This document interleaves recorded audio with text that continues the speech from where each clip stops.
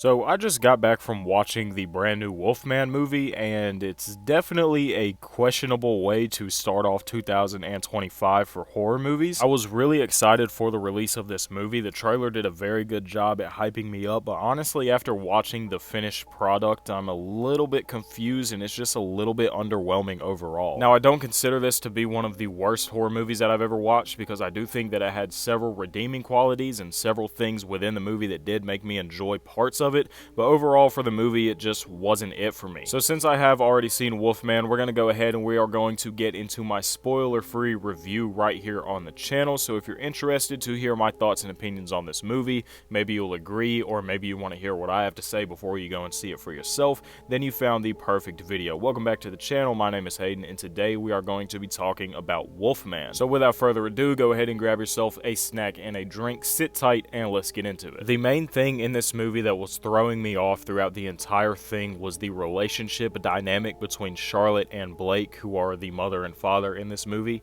They seem nothing like they are in a relationship at all. They seem like there is absolutely zero chemistry between the two. It's actually to the point where I honestly thought that this was going to be his daughter at one point before they announced that it was a husband and wife. It kind of seemed like they had a father-daughter dynamic, like a strained relationship there. It seemed nothing like husband and wife at all. And another thing I didn't like is how Charlotte resents Blake for how much their daughter idolizes him. Obviously, he's a very good father. He does whatever he can to take care and protect his daughter, so I don't see why Charlotte would be mad at that. If anything, you need to be grateful that you have a good man in that aspect. And now that we're actually talking about it here, I actually just think I don't like Charlotte. I think that her parts were very cringy. The acting was very bad in certain parts. It seemed like there was no emotion anywhere where she was speaking to Blake or even her daughter in that matter, so I think I just didn't really like the character of Charlotte, so anytime she was on the screen, it kind of threw me off. Speaking of throwing me off, another thing that I really didn't like was how nobody tried to further explore the entire Wolfman thing at the beginning. Obviously, I'm not going to go into spoilers, but they're being chased by the wolf, they're being hunted down before everything happens, and nobody really asks any questions, and nobody tries to further explain anything. They're just like, yeah, there was this monster chasing us, we made it inside, I'm going to protect you guys. They didn't really explain if Blake actually knows who this is. They didn't explain if anybody knows who this is, what it looked like. It was just kind of random. And I understand at first when you see this monster, you're not going to understand what it is, because obviously you're not going to look at this thing and be like, oh, it's a werewolf-human hybrid, it's chasing us.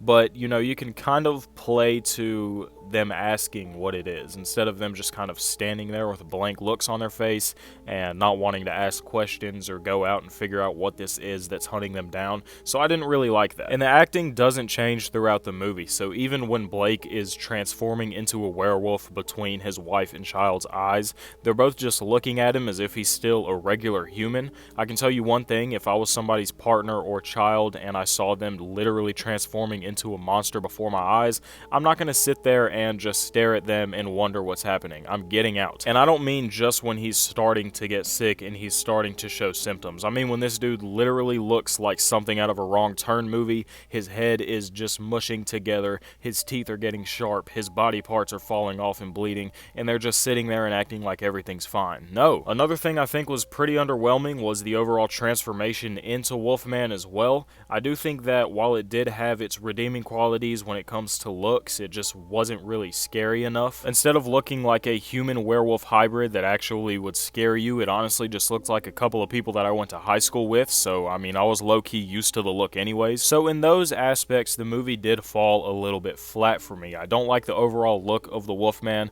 I don't think it's the worst look, but I definitely think they could have done better. I don't like the acting when it comes to the wife and the child in this movie. I do think that the actor who played Blake, or the man who transformed into the wolf, I do think that he did an incredible job. I liked them showing when he was first like feeling the side effects of turning into the wolf, and you can slowly see him start to transform and feel these side effects. I did think that that was done pretty well. I think it was really cool the way that everything was shot and the sound design around that. All that stuff was pretty cool. And again, talking about the sound design, I think that they did really good at hyping up the dramaticism. Anytime something dramatic or intense would happen, they'd have this really cool dramatic music in the background. It was like really heavy piano notes and sharp sound effects. I think that that added a lot to the movie, and that was really good. Somehow this movie managed to feel like a modern slash classic movie at the same time. time. A lot of aspects and a lot of vibes that you get throughout it does make it seem like a very classic adaptation, but then you can obviously tell that it's supposed to be a modern version of the Wolfman story,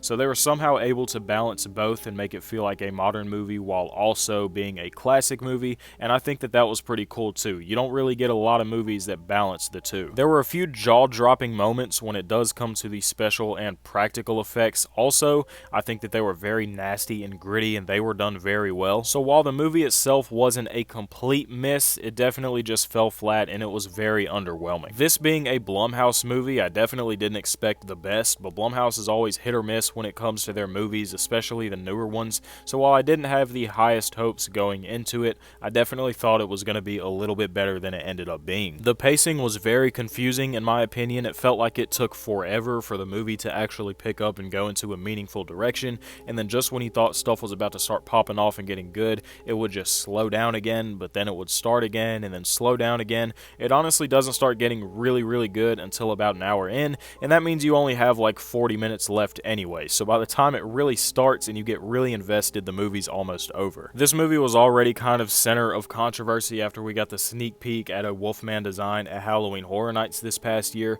It didn't end up looking exactly like that. It was honestly really different, and I am grateful for that, because while I didn't think it was the worst design, I definitely thought it could have been cooler, and the design that we ended up getting in the movie was actually a lot cooler than the one in that picture. Overall, if you're interested at all in this movie, or if you just want to see what direction they did decide to go in with it, I would recommend you go and see it for yourself in theaters. Definitely don't take my opinion word for word. Don't think that this is going to be some awful movie that you're wasting your money on, because it's really not that bad. I just didn't think it was all that good either. This is one of those movies that you watch in theaters and you're kind of confused at first when you get out of the theater, but then you end up having to watch it again later on and deciding if it really was that bad of a movie. So unfortunately, I will have to watch this again at some point to decide if it really was that bad of a movie in my opinion, but definitely go and see it for yourself. Like I said, don't take my opinion as the gospel. You know, don't take this as literal.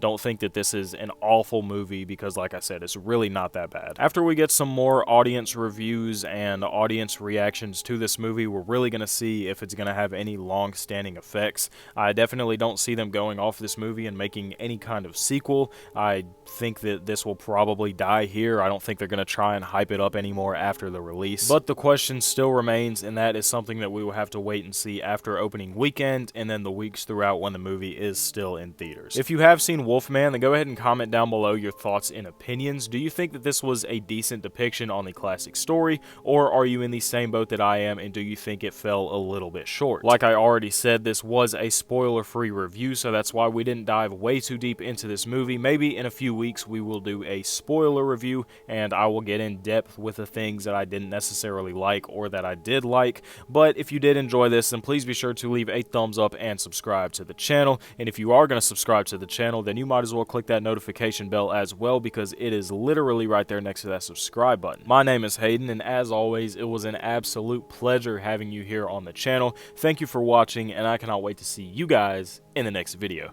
Peace out.